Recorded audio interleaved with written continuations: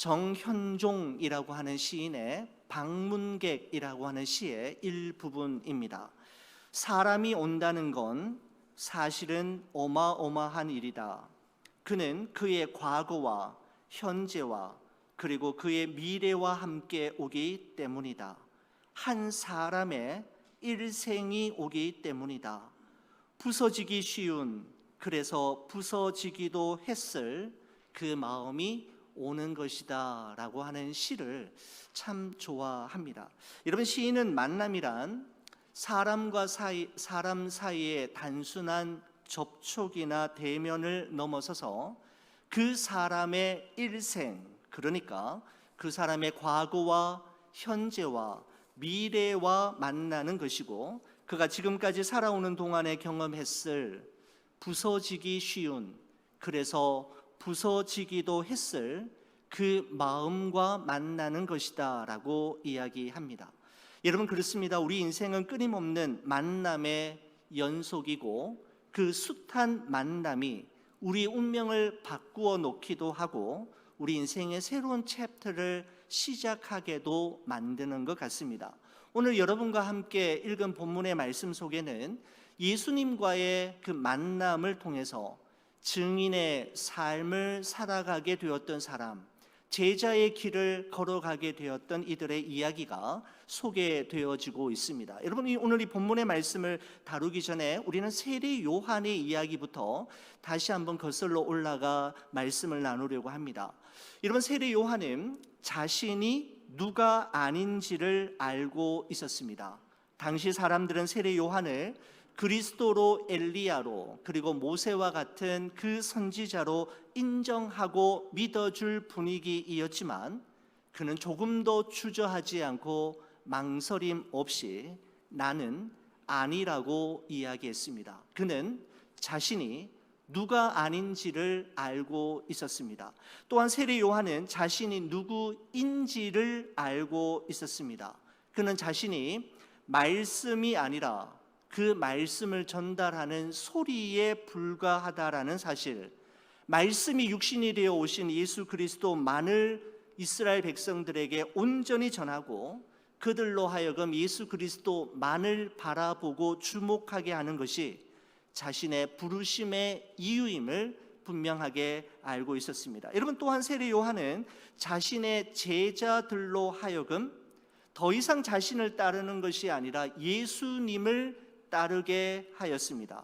세례 요한은 자신의 제자가 아닌 예수님의 제자를 세우고 자기 사람 만들기가 아닌 예수님을 따르는 사람 만드는 것이 자신의 사명임을 또한 깨닫고 있었기 때문입니다.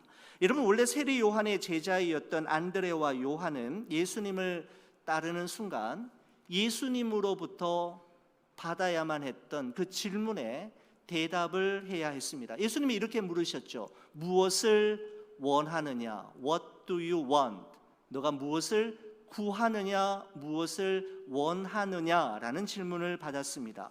여러분, 그렇습니다. 우리가 주님을 따르는 순간 우리는 이 질문을 받게 됩니다. 무엇을 구하느냐?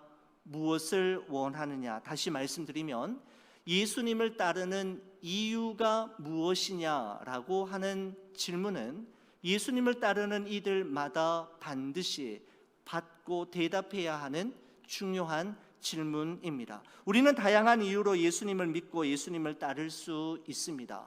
병에서 고침을 받고 현재의 질퍽한 삶에서 자유함을 얻고 자신이 간절히 원하고 소원하는 바를 이루기 위해서, 또한 자신의 삶의 이유와 목적 그리고 궁극적인 의미를 찾기 위해 예수님을 따를 수 있습니다. 저마다 다양한 이유로 예수님을 따를 수 있겠지만 무엇을 구하느냐, 무엇을 원하느냐, What do you want? 라고 하는 질문은 우리가 살아가는 동안에 끊임없이 들어야 하는 질문이고 우리 자신에게 해야 하는 질문이며 이 질문에 대한 답을 찾아가는 여정이 바로 신앙의 여정이라고 말씀드릴 수 있습니다.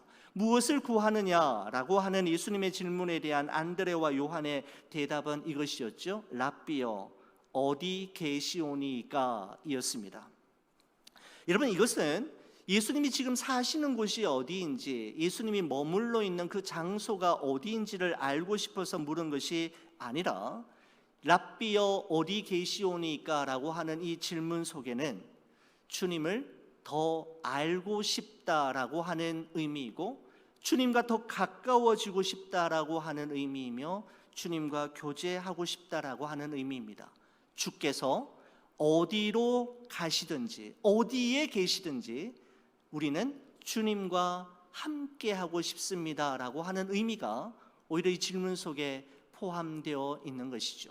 너희가 무엇을 원하느냐라고 하는 예수님의 질문에 대해 그들은 랍비여 어디 계시오니까라고 또다시 질문하므로 우리는 주님과 함께하기 위해 주님을 따릅니다. 어디로 가시든지 저희들은 주님과 동행하기 위해 주님을 따르겠습니다 라는 의미로 대답을 했던 것입니다. 여러분, 이와 같은 배경 속에서 오늘 본문은 안드레가 예수님을 만난 이후에 그가 가장 먼저 했던 일이 무엇인지를 소개함으로 오늘 본문의 사건이 시작이 됩니다.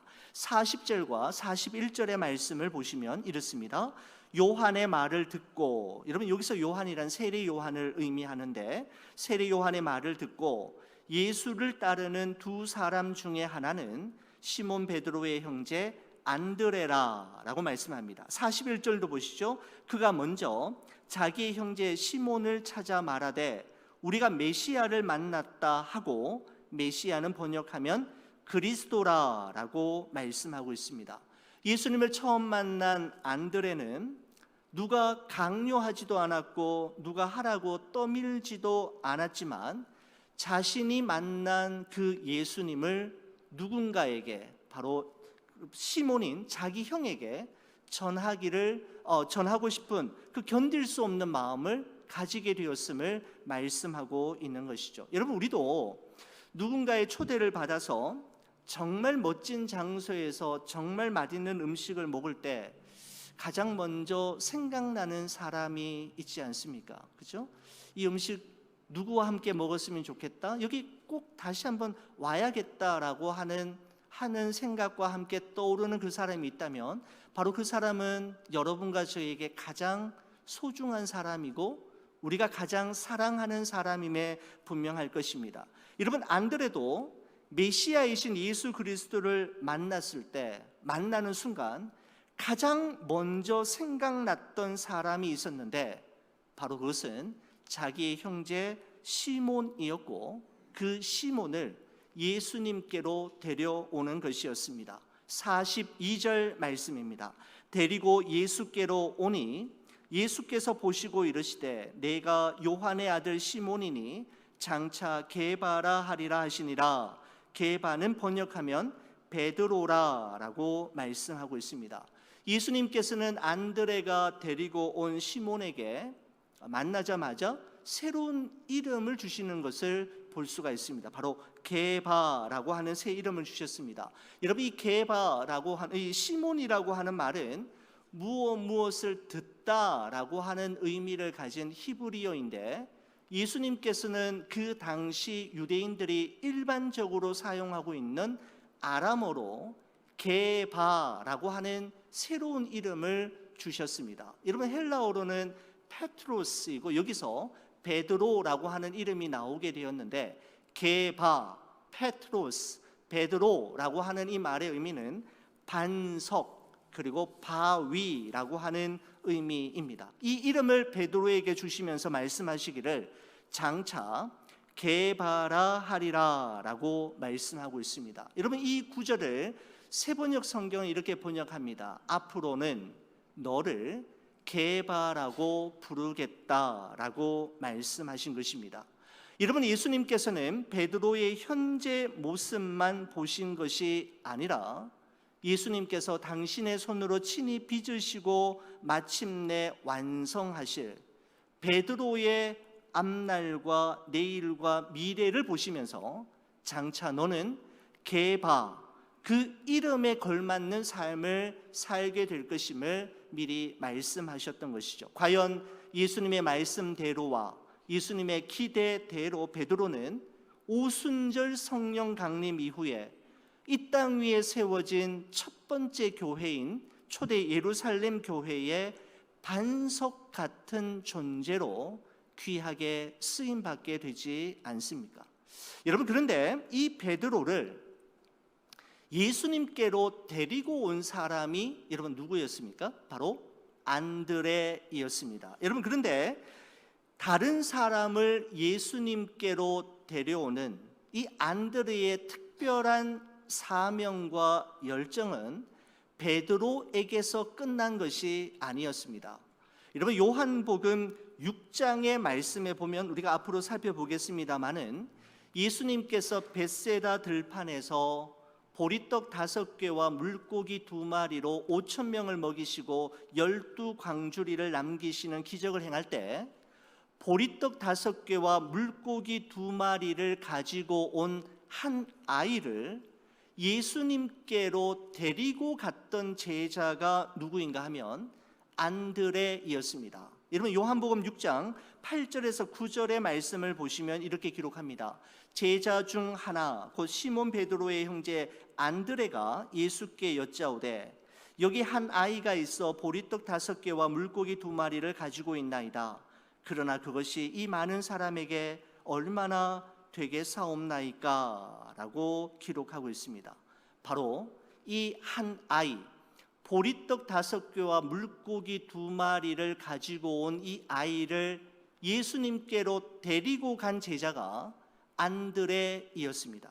여러분, 요한복음 12장에도 보면 6월절에 예수님을 찾으러 왔던 몇몇의 헬라인들이 있었는데 그때 예수님께서는 예수님을 찾아러 왔던 그들에게 이런 유명한 말씀을 하셨습니다. 한 알의 밀이 땅에 떨어져 죽지 아니하면 한 알 그대로 있고 죽으면 많은 열매를 맺느니라 라고 하는 예수님의 십자가의 죽으심과 부활로 성취되어질 바로 하나님의 영원한 구원에 대한 유명한 말씀을 하시게 되는데, 여러분, 그때 예수님을 찾아왔던 그 몇몇의 헬라인들을 예수님 앞으로 데리고 온 사람이 누군가 하면 여러분, 거기 말씀해 보시면 바로 안드레임을 또한 알 수가 있습니다. 여러분, 정리하면 이렇지 않겠습니까? 안드레가 있었기 때문에 그의 형 베드로는 예수님을 만나게 되었고, 그는 게바라고 하는 그의 이름대로 초대 예루살렘 교회의 반석 같은 인물로 쓰임 받게 되었던 것이죠. 여러분, 안드레가 있었기 때문에 황량한 벌판 한가운데 오병이어의 기적이 일어났고 5,000명을 먹이고도 12광주리가 남는 기적이 현실이 되었는데, 그 배후에는 안드레가 그 한 아이를 예수님께로 데리고 가는 그 첫 번째 액션이 있었기 때문입니다. 안드레가 있었기에 6월절에 찾아온 그 헬라인들은 예수님을 만나게 되었고, 십자가의 죽음과 부활을 통해 이루어지게 될 하나님 나라의 영원한 구원 계획을 많은 사람들이 깨달을 수 있게 되었던 것이죠. 안드레는 누군가를 예수님에게로 데리고 가는 특별한 소명과 은사를 가진 사람임에 분명했습니다. 여러분, 그렇습니다. 우리 주님께서는 여러분과 저의 삶이 사랑과 축복의 종착역이 아니라 주님으로부터 받은 사랑과 은혜를 끊임없이 다른 사람에게로 흘려보내고 이어지고 전달되고 확장되게 하는 축복의 통로로 쓰임받기를 원하시는 것이죠.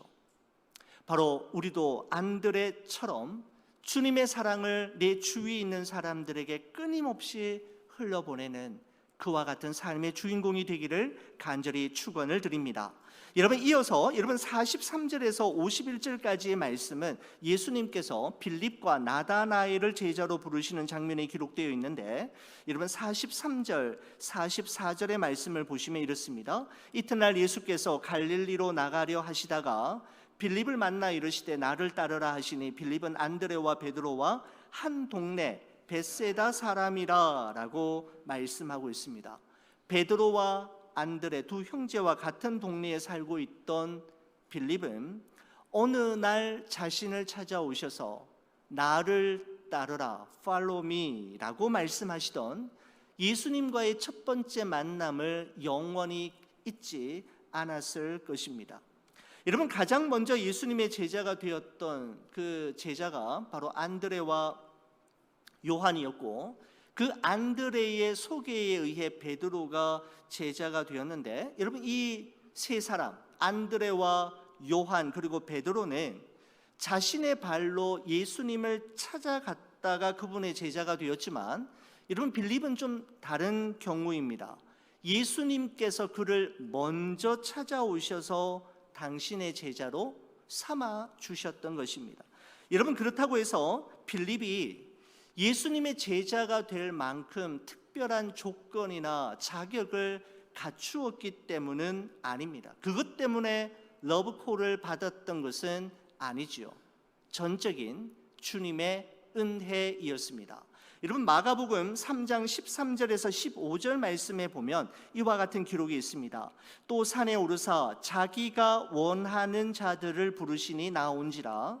이에 12를 세우셨으니 이는 자기와 함께 있게 하시고 또 보내사 전도도 하며 귀신을 내쫓는 권능도 가지게 하려 하심이니라 이러라 라고 말씀하고 있는데, 예수님께서 제자들을 선택하시는 기준이 하나 있음을 발견하게 되는데, 무엇인가 하면 자기가 원하는 자들을 부르시니 라고 되어 있습니다.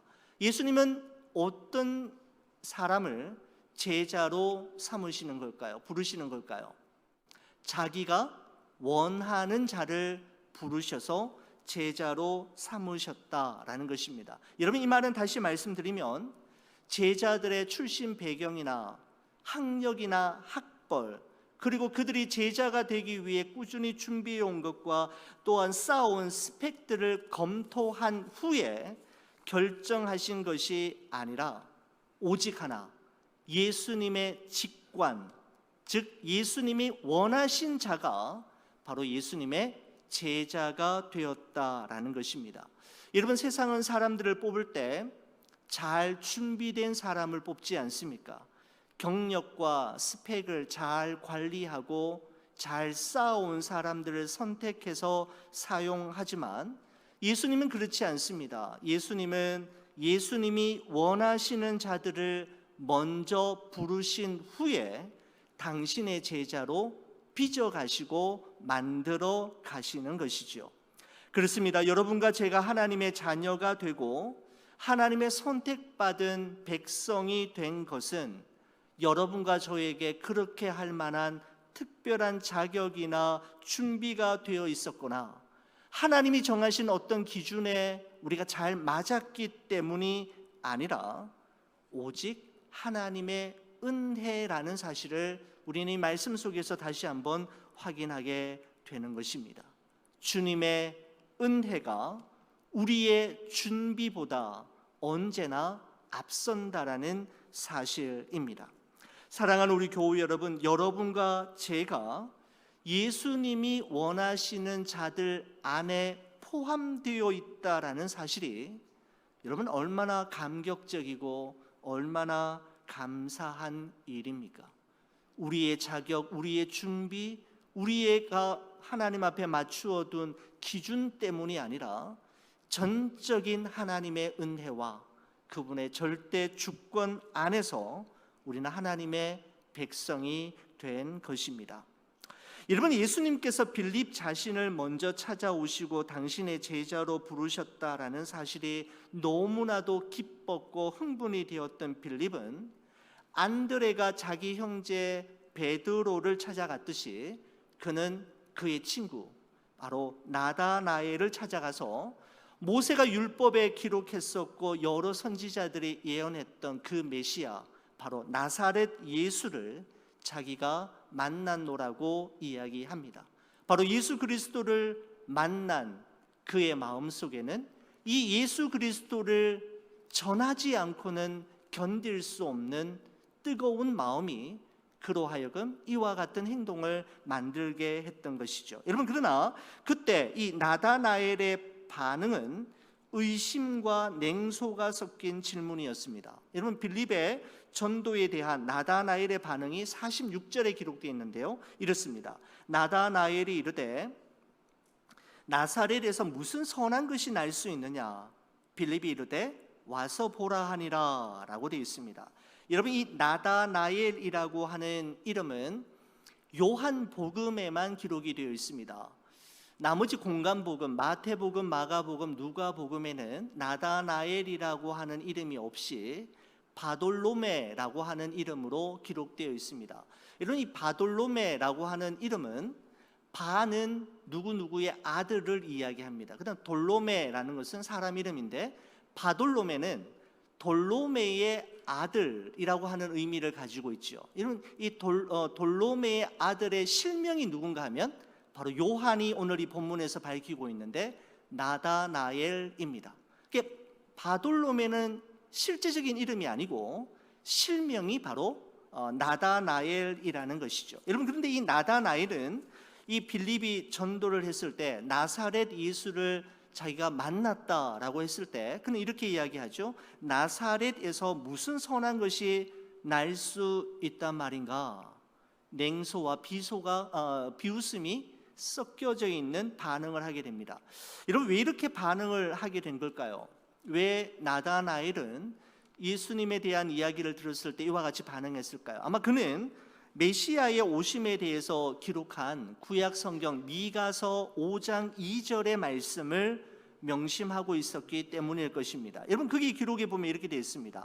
베들레헴 에브라다야, 너는 유다 족속 중에 작을지라도 이스라엘을 다스릴 자가 내게로 나올 것이라.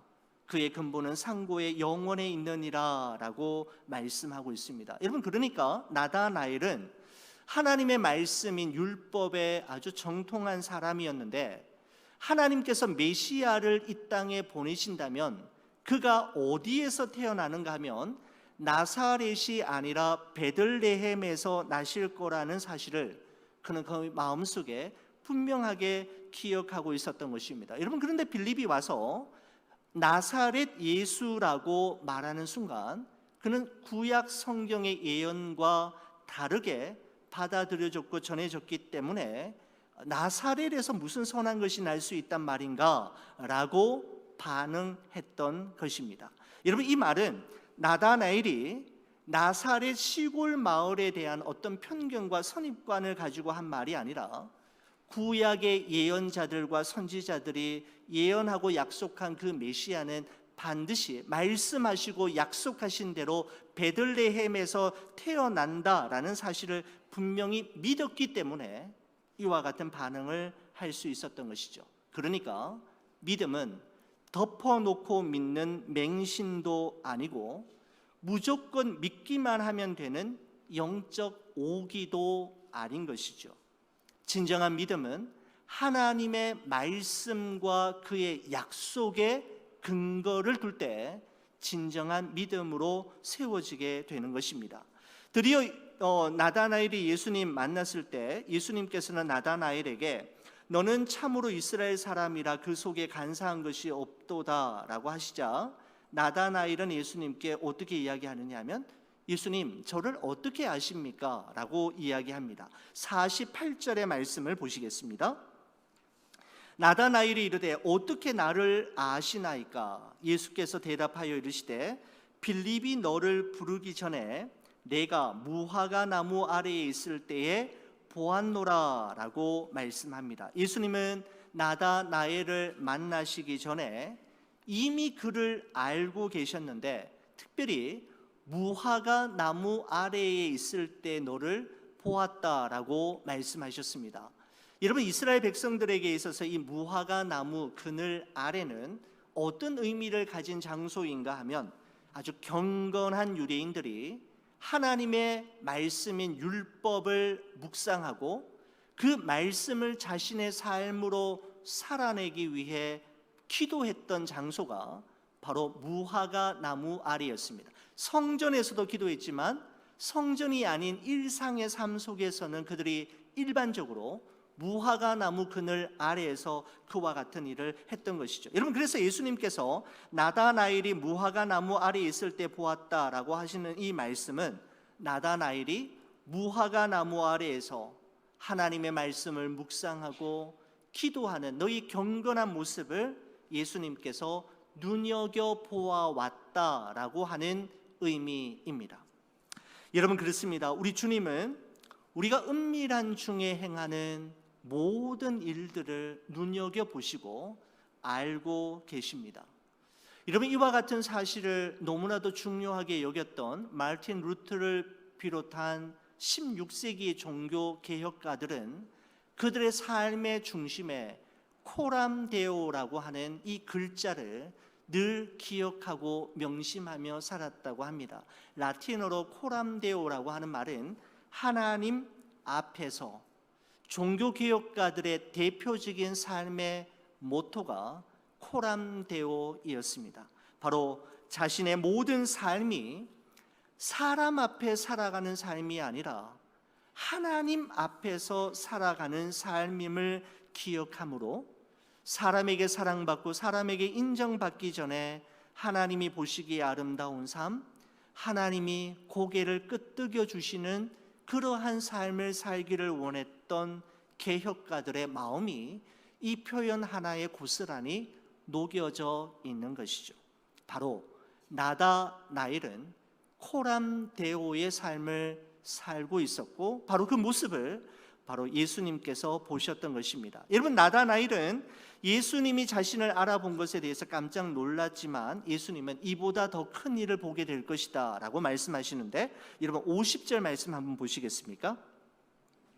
예수께서 대답하여 이르시되 내가 너를 무화과 나무 아래에서 보았다 함으로 믿느냐? 이보다 더 큰 일을 보리라. 여러분, 그러면 예수님이 말씀하신 이보다 더 큰 일이란 무엇일까요? 51절에 기록되어 있습니다. 또 이르시되 진실로 진실로 너희에게 이르노니 하늘이 열리고 하나님의 사자들이 인자 위에 오르락 내리락 하는 것을 보리라 하시니라 라고 말씀하고 있습니다. 나다나엘이 이제 보게 될 이보다 더 큰 일이라는 것은 하늘이 열리고 하나님의 사자들이 인자 위에, 즉 예수님 위에 오르락 내리락 하는 것을 보게 될 것이다 라고 말씀하셨습니다. 여러분, 도대체 이 말씀이 무슨 말씀입니까? 무엇을 의미하는 말씀입니까? 여러분, 예수님의 이 말씀을 우리가 잘 이해하시기 위해서는 창세기 28장의 사건을 기억하실 필요가 있습니다. 당시 형 에서의 칼을 피해 정신없이 도망을 가던 야곱은 이름 모를 한 광야에 덥석 주저앉고 말았습니다. 피곤하고 지친 나머지 돌로 베개를 삼고 깊은 잠을 자는데 그 잠 속에 꿈을 꾸게 되죠. 그 꿈의 내용이 창세기 28장 12절에 기록되어 있는데 이렇습니다. 꿈에 본즉 사닥다리가 땅 위에 서 있는데 그 꼭대기가 하늘에 닿았고, 또 본즉 하나님의 사자들이 그 위에서 오르락 내리락 하고 라고 되어 있습니다. 여러분, 여기 말씀에 보면 하늘과 땅을 연결하는 사닥다리가 보이고 하나님의 사자들이 그 사닥다리를 오르락 내리락 하는 장면이 있는데, 하늘과 땅을 연결하는 이 사닥다리가 무엇을 의미하는가 하면 바로 하늘에 계신 하나님과 땅에 있는 사람을 연결하는 예수님을 예표하는 구약 성경의 중요한 예표가 되는 단어이죠. 이 사닥다리는 예수님, 신약에 오시는 메시아 예수 그리스도를 이야기하는 것입니다. 여러분, 하늘과 땅이 사닥다리를 통해 연결이 되고 오르락 내리락 하며 만남이 가능하게 되듯이 우리 또한 중보자 되시는 예수 그리스도를 통해 하나님과의 만남과 소통이 이루어지게 되고, 우리가 하나님 앞에 드리는 기도는 바로 예수 그리스도를 통해서 하나님께 이르게 될 것임을 말씀하는 것입니다. 바로 이와 같은 하나님과의 소통과 만남은 예수 그리스도의 십자가의 죽으심과 부활로 인해 성취될 것인데, 바로 이보다 더 큰 일이라는 것은 이제 나다나엘이 51절에 기록된 대로 예수님께서 이 땅에 오셔서 행하실 이 큰 일을 보게 될 것임을 말씀하고 있는 것이죠. 예수님을 만난 이후에 나다나엘은 예수님을 따르는 제자가 되었고, 예수님께서 부활하시고 승천하신 이후 복음을 전하다가 순교의 자리에까지 나다나엘은 이르게 됩니다. 여러분, 바티칸이라고 하는 도시에 가면 시스티나라고 하는 성당을 보게 되는데, 여러분, 이 시스티나 성당 안에는 미켈란젤로가 그린 위대한 두 가지 작품이 있습니다. 천지창조와 최후의 심판이라고 하는 작품입니다. 미켈란젤로가 30대 중반에 시스티나 성당의 천장에 천지창조라고 하는 그림을 그렸습니다. 이런 보시게 되는 그림에 보시게 되면 천장에 있는 그림 있죠?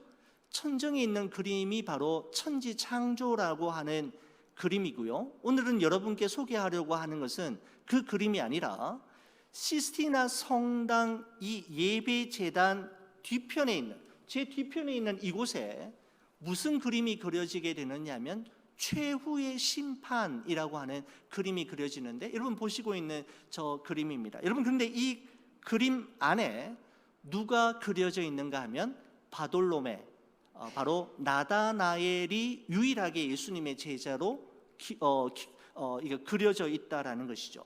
여러분, 기독교 전승에 의하면 예수 그리스도를 믿고 그의 사랑에 푹 빠졌던 이 바돌로메 나다나엘은 복음을 전하다가 현장에서 체포되어 산채로 살갗이 벗겨져서 죽임을 당하는 아주 잔인한 죽음을 당하게 됩니다. 그 마지막 순간까지 그리스도의 복음을 전했죠. 여러분, 거기 보시게 되면 바돌로메, 여러분 긴 턱숨을 가지고 있는 바돌로메 나다나엘이 나오고, 그의 손에 뭔가 이렇게 하나가 이렇게 들려져 있는 모습을 보시게 될 겁니다. 이게 무엇인가 하면 미켈란젤로가 그릴 때 자신의 바돌로메의 살갗이 다 벗겨져서 그 인피라고 하죠.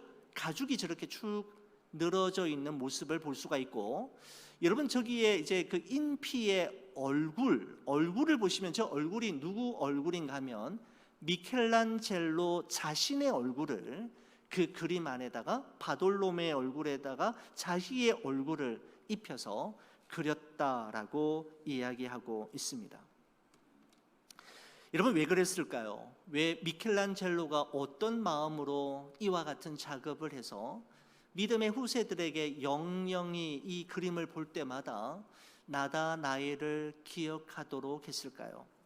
여러분, 나다나엘은 예수님을 처음 만났을 때 아주 냉소적이었고 예수님에 대한 반감이 심했지만, 그럼에도 불구하고 그를 제자로 받아주시고 품에 안아주시고 그를 만드시고 다듬으시고 세우사 예수님을 닮은 제자로 양육해 주셨던 그 예수 그리스도의 사랑과 그 예수 그리스도의 복음을 전하기 위해 순교의 자리, 마지막 순간까지 예수님을 부인하지 않고 복음을 전했던 나다나엘의 삶을 미켈란젤로는 자신의 삶의 모델로 삼았던 것입니다. 그도 예수님처럼, 예수님을 사랑했던 나다나엘처럼 살기를 원했던 것이죠. 사랑하는 우리 교우 여러분, 만남은 변화를 가져옵니다. 인생의 결정적인 변화는 예수 그리스도를 만나지 않고는 결단코 이루어지지 않습니다. 세례 요한을 통해 안드레와 사도 요한이 예수님을 만나고, 안드레를 통해 베드로가 예수님을 만나고, 빌립을 통해 나다나엘이 예수님을 만나게 된 것처럼 우리 역시 그분을 만나야 하고, 그분을 만난 이후에 그 만남이 우리 안에서 마침표를 찍는 것이 아니라 우리의 소중한 이들을 그분과의 만남이 이루어지도록 안내하고 데리고 오는 이 일이 우리의 삶 속에서 계속 이어져야 하는 것이죠. 다니엘서 12장 3절에 보면 이와 같은 말씀이 있습니다. 여러분, 이 말씀 저와 함께 같이 한번 읽어주시겠습니까? 같이 봅니다. 지혜 있는 자는 궁창의 빛과 같이 빛날 것이요 많은 사람을 옳은 대로 돌아오게 하는 자는 별과 같이 영원토록 빛나리라.